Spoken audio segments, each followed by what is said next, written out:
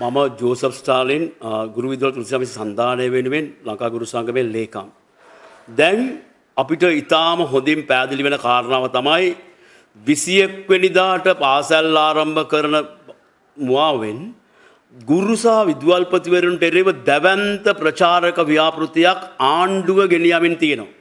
මේ වෙනකොට ඔවුන් අද වෙනකොට දෙමව්පියෝ අපිත් එක්ක ඉන්න දෙමව්පියන් උපයෝග කරගන්න සූදානම් වෙනවා දෙමව්පියෝ බලහැණි හැටියට අපිට විරුද්ධව ක්‍රියාත්මක කරන්න. අපි කියනවා ආණ්ඩුවට එවැනි ක්‍රියාවක් ඔබට කරන්න පුළුවන් වෙයි කියලා විශ්වාස කරන්න එපායි කියන කාරණාව. මොකද තවමත් දෙමව්පියෝ ඉන්නේ අපිත් එක්ක කියන කාරණාව අපි කියන්න කැමතියි. අපිට තියෙන ප්‍රශ්නේ තමයි ආණ්ඩුව මේ වෙනකොට වැඩ වර්ජන අයිතිය ලෝකෙම පිළි අරන් තියෙන රටක් මේක.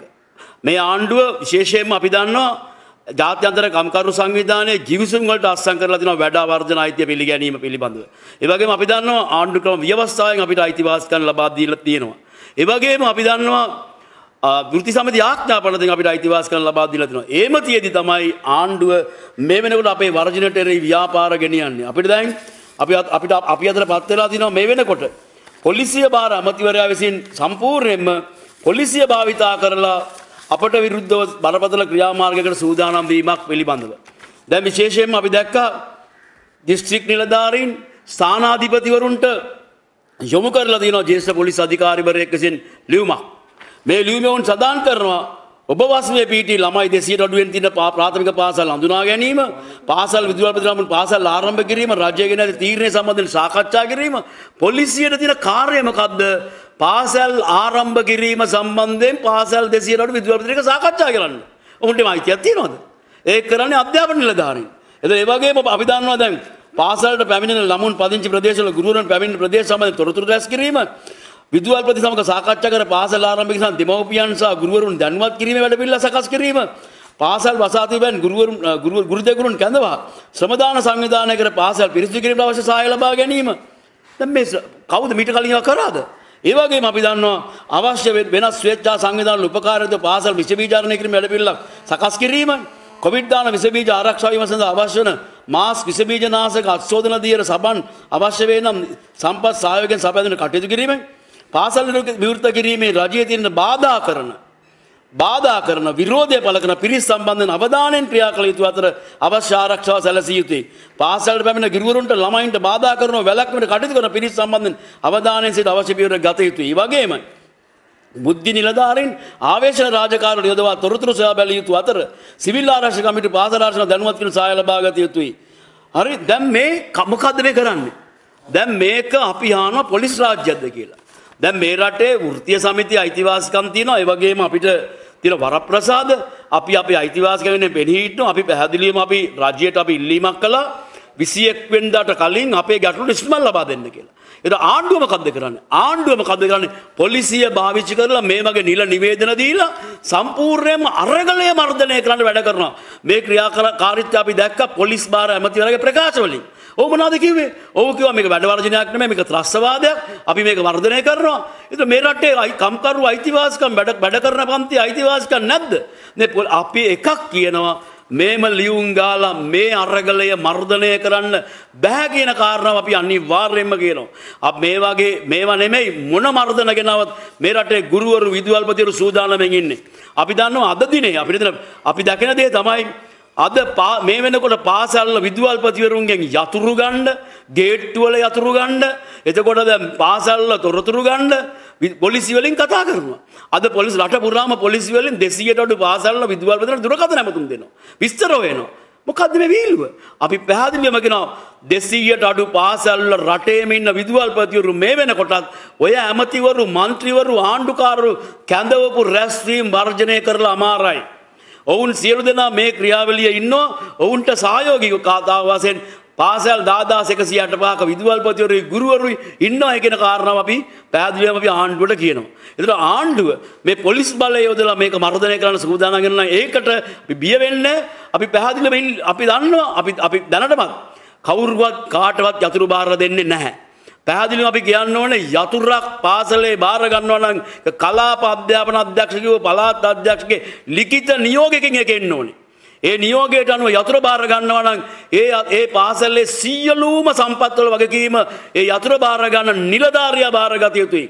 මොකද විදුවල් අපි දන්නවා මේ පාසල් වල පරිගණක කට්ටල ඒ වගේම විවිධාකාර උපකරණ සම්පත් ඩෙස්ක්පුටු මේ සියලු දේවල් පාසල් වල තියෙන්නේ. ඒ පාසල් වල ගේට්ටු කඩලා යතුරු අරගෙන පාසල් අරිනවා කියලා ප්‍රාදේශීය දේශපාලකයෝ පළාත් සභා මන්ත්‍රීවරු හිටපු මන්ත්‍රීවරු නාගරික මන්ත්‍රීවරු ප්‍රාදේශ සභා මන්ත්‍රීවරු තර්ජනය කරනවා. ඔය තර්ජනය වලට බය නැහැ. විදුහල්පතිවරු තීරණය කරලා අමාරයි ගුරු විදුහල්පති සන්දානය තීරණය කරලා අමාරයි සියලු දෙනාට අපි දැනුම් දීලා තියෙන්නේ කිසිම කෙනෙකුට විධිමත් ක්‍රමයකට යතුරු බාර දෙන්නේ නැහැ කියන එක.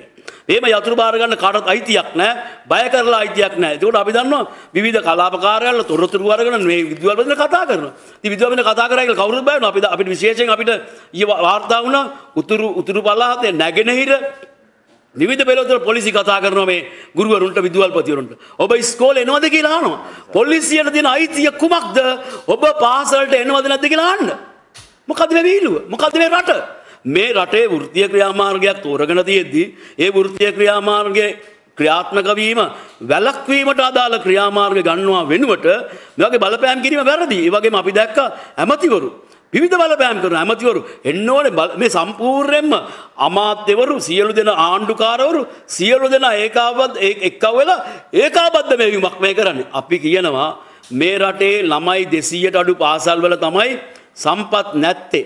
මේ 200ට අඩු පාසල් වල තමයි බහුතරයක් ගුරුවරු නැත්තේ. මේ 200 අඩු පාසල් වල තමයි සියලු ප්‍රශ්න තියෙන්නේ. මේ 200 අඩු පාසල් එන්න 5000 දක්වා වර්ධනය වෙන්න මේ පැවති ආණ්ඩුව වගේ කියන්න ඕනේ. මොකද මේ පාසල් මේ වටන්න ඉඩ දීපු ආණ්ඩුව වගේ කියන්න ඕනේ. ඔවුන් දැන් මේ දක්වන උනන්දුව අපි සතුටුයි. දැන් උනන්දු වෙලා මේ 200 අඩු පාසල් සම්බන්ධයෙන් ආණ්ඩුකාරවරු ගිහිල්ලා අපි දැක්ක නැගෙනහිර පළාත ආණ්ඩුකාරතුමිය ඩෙස් හදනවා මොනවද මේ රඟපෑම් අපිට ඔබගේ මේ රඟපෑම නෙමෙයි ඇත්තටම මේ පාසල් සංවර්ධනය කිරීම වෙනුවෙන් ඇස් යොමු කරන්න. අපි ලෑස්ති එවැනි ක්‍රියාවට ඔබ තල්ලු කරන්න. අපි හැමදාම කිව්වේ මේ පාසල් සංවර්ධනය කරන්න කියලා. මේ පාසල් වල ළමයින්ගේ දෙමව්පියන්ට තමයි සල්ලි නැත්තේ. මේ පාසල් වල ළමයින්ගේ දෙමව්පියන්ට තමයි ආර්ථිකයක් අඩුම අය.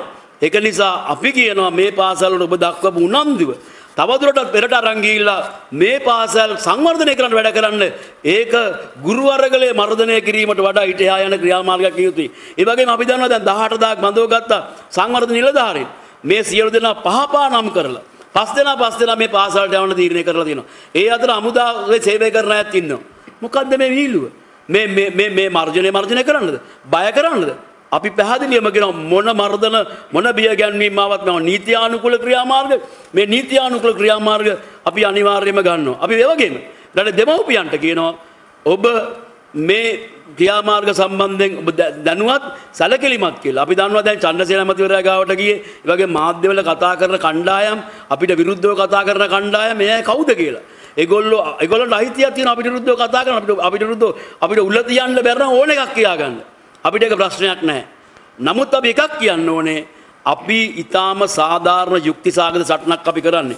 අපි මේ රටේ දෙමව්පියන්ට කියන්නේ විශේෂයෙන්ම අපේ මේ ඊටාම අවම වැටුපක් වෙනුවෙන් අපි මේ ආණ්ඩුව අපිට යෝජනා කරලා තියෙන්නේ මේ පියවර 3කට වැටුපක් දෙනවා කියන්නේ රුපියල් අපි මාස 3කට වැඩි කාලයක් අරගල කරාම ගුරුවරයෙකුට 1250කින් නම් පඩි වැඩි වෙන්නේ. මොකක්ද ඒ තේරුම? දැන් අපි ඉල්ලුවේ සුබෝධනී කමිටු වාර්තාව දෙන්න යන්නේ ආණ්ඩුවේ වාර්තාව ඒකේ අරකින් 3න් එකයි ඒකේ තියෙන්නේ. එතකොට දැන් ඒකත් කොටස් කරලා දෙනවා නම් අපිට මොකද්ද තියෙන්නේ? අපි පියවරක් පස්සට අරන් තියෙන්නේ මස් රාත්‍රලම අපි ඉල්ලලා නැහැ. එතකොට මේකට යුක්තිසාගත සාධාරණත්වයක් ඉටු කිරීම වෙනුවට මේ ආකාරයෙන් කටයුතු කරන්නේ ඇයි? අපි දන්නා මාස 3කට වැඩි කාලයක් පාසල් වහලා තිබ්බා.